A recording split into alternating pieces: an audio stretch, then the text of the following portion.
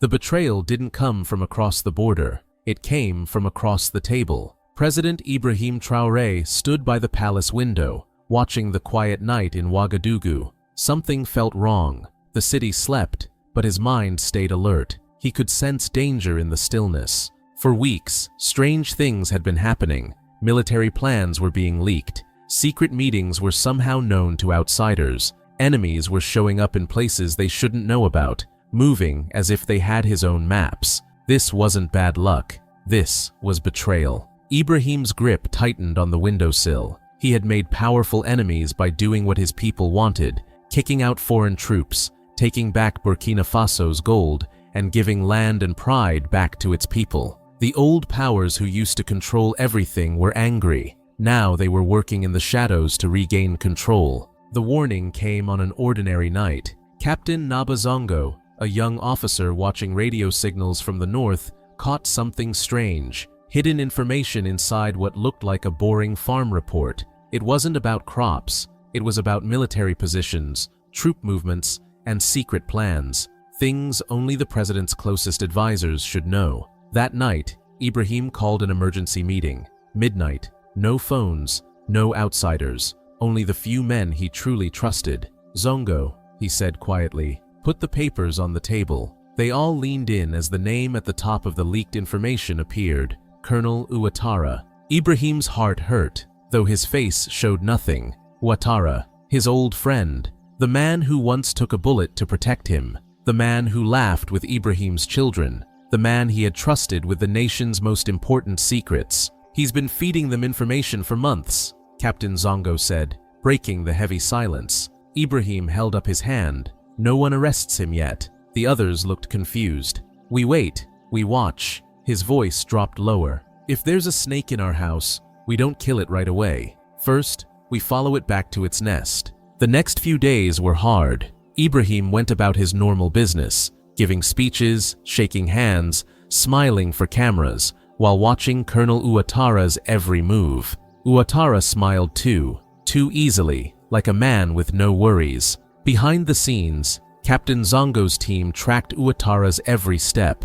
They listened to his phone calls. They followed his car. They noted every meeting. Then they found something. Ouattara had been leaving the palace after midnight, with no guards or driver, taking the same black car along the same route to a plain-looking house near the French embassy. It looked empty, but Ibrahim knew what a spy house looked like. They put a hidden camera across the street. One cold night, it caught everything. Ouattara entering the house, meeting two foreign men in suits, one American, one European. They gave him a black suitcase. He gave them a folder with the president's private travel plans. Ibrahim watched the video in the dark, his jaw tight, his fists clenched. The man who once stood beside him in war was now selling him out like an animal at market. He didn't yell. He picked up his phone. "Zongo," he said, "it's time."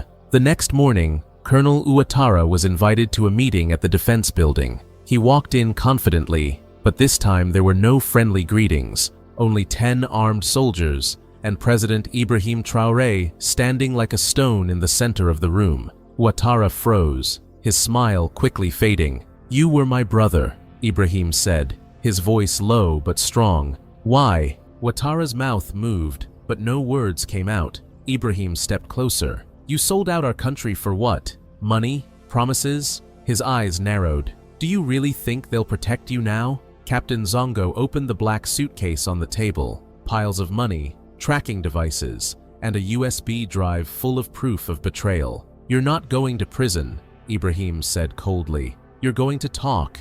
Hours later, Ouattara sat alone in a room with no windows underground. His neat uniform was gone, the fire in his eyes out. Behind a one-way mirror, President Ibrahim watched, his face showing nothing despite the pain in his heart. This traitor had once been like family. Captain Zongo entered the room and dropped the USB drive on the table. "We opened it," he said.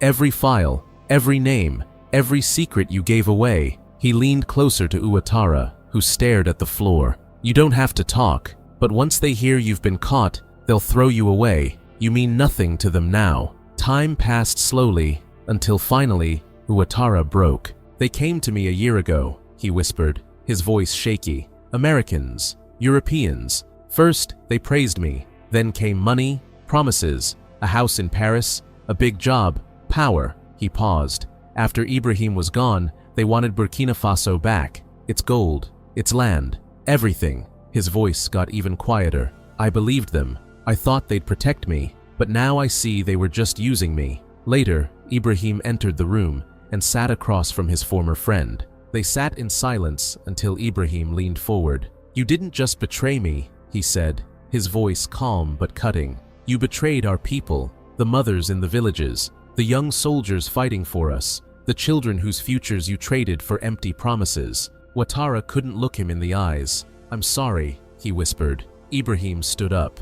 You'll pay for what you've done, but first, you'll help us stop them. And so began a new kind of war, fought with shadows, silence, and clever tricks. Using Ouattara's contacts, Ibrahim's team started feeding false information to the foreign spies. Every message became a trap, every lie a weapon, every silence a move in a deadly game. Embassy workers began disappearing. One spy was quietly kicked out of the country, another exposed in the newspapers, a third simply vanished. Burkina Faso was no longer the hunted, it had become the hunter. Leading this silent war was Ibrahim Traoré, steady and determined, a leader with not just weapons, but purpose. Captain Zongo ran the operation from deep inside the Ministry of Defense, where maps covered walls and radios buzzed day and night. Each night, Ibrahim came in secret to guide every move.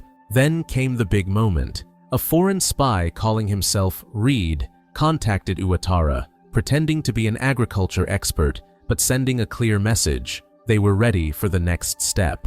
A midnight meeting was set at a house outside the capital, urgent, secret, and clearly dangerous. Ibrahim's eyes hardened. This ends now. The operation went ahead without uniforms or sirens, only shadows. At midnight, Ouattara entered the house with a hidden microphone and tracker, his hands shaking with the knowledge that if they failed, all would be lost. Inside, Reed and another European spy waited impatiently. You've been quiet, Reed said coldly. Is the president getting suspicious? Ouattara kept his face calm. He trusts me, he lied, handing over a folder of fake documents. Reed leaned closer, lowering his voice. You need to be ready. It's time to finish him. The president must fall before the elections. Outside, Ibrahim listened through headphones, his jaw tightening at the final proof of their plot. He gave the order. The team moved in quietly, but quickly. Doors burst open, guns drawn. Reed and his partner froze, caught completely by surprise. You're under arrest, Captain Zongo announced. Reed's face twisted in anger. You have no right. We're diplomats. Not tonight, Zongo replied calmly. Tonight, you're caught. As the spies were led away, Ibrahim stepped into the room, alone and unarmed. Reed glared at him with pure hate. You think you've won? Ibrahim's voice stayed steady. I didn't win. Burkina Faso did. The next morning, news headlines shook the world. Foreign spies caught in Burkina Faso. Traoré uncovers secret plan to overthrow government. Embassies went quiet. Foreign governments rushed to cover up their involvement, but it was too late. As the sun rose over Wagadugu, it seemed brighter somehow, as if the country itself could breathe easier. Crowds gathered outside government buildings. Radios buzzed in markets. People whispered in alleys and shouted in streets. He caught them.